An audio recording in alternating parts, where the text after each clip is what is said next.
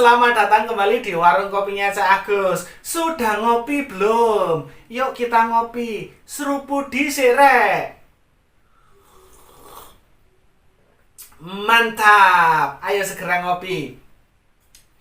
Nah, hari ini Cak Agus punya cerita. Jadi ceritanya begini. Ada seseorang yang bercerita bahwa ada anak kecil itu yang sangat mengidolakan pahlawan. Setiap hari anak kecil ini memandangi foto pahlawan tersebut. Kemudian dia bercermin. Dia bertingkah laku bergaya seperti pahlawan idolanya. Dalam pikirannya suatu saat nanti aku harus seperti pahlawan idolaku. Nah, suatu ketika teman-teman, beberapa tahun kemudian ada orang yang mengenali anak kecil ini telah menjadi dewasa. Dan apa yang terjadi? Wajahnya mirip dengan pahlawan yang diidolakan. Kenapa bisa terjadi seperti itu? Karena apa yang dipikirkan oleh seseorang menentukan bagaimana keadaan orang tersebut. Dan apa yang ada di dalam hati yang paling dalam dari orang itu akan terpancar dari wajahnya. Atau bahasa keren ini, auranya itu keluar sesuai dengan apa yang ada di dalam hatinya. Nah, apakah ini teori ngarangnya Cak Agus saja seperti itu? Enggak, teman-teman. Ini bukan teori ngawur ngarangnya Cak Agus. Kenapa?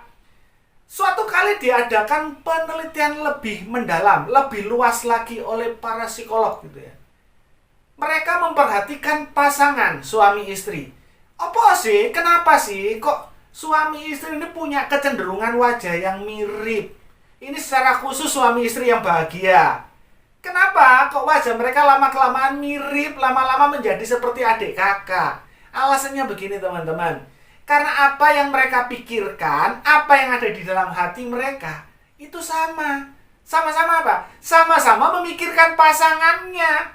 Ini kalau keluarga bahagia.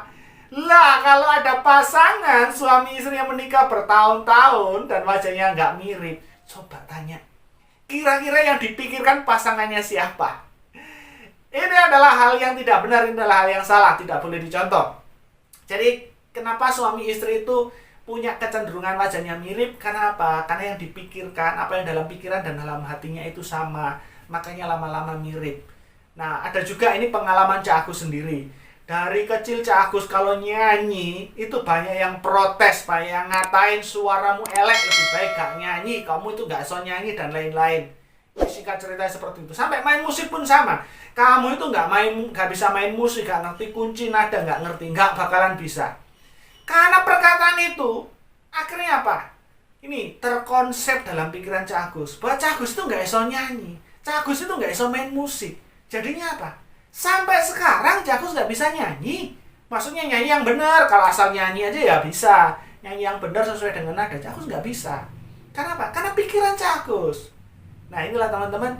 Makanya kita harus benar-benar mengendalikan pikiran kita. Jangan sampai yang Jangan sampai yang ada dalam pikiran kita itu hal-hal yang tidak baik.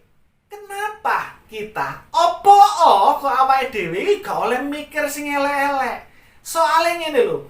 Soalnya begini loh. Karena beginilah. Seseorang itu ada yang mengatakan gini.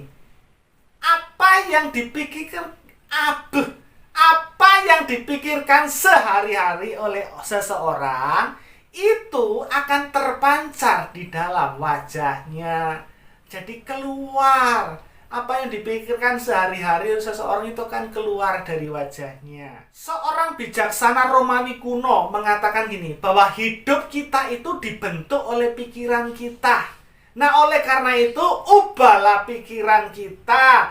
Jangan memikirkan hal-hal yang buruk. Jangan memikirkan hal-hal yang jelek dan tidak benar. Karena apa? Karena itu akan terpancar dalam wajah kita, dalam hidup kita. Jangan berpikir yang negatif-negatif. Contohnya apa? Contohnya gini. Walah, aku ini memang balungan wong kere. Contohnya begini.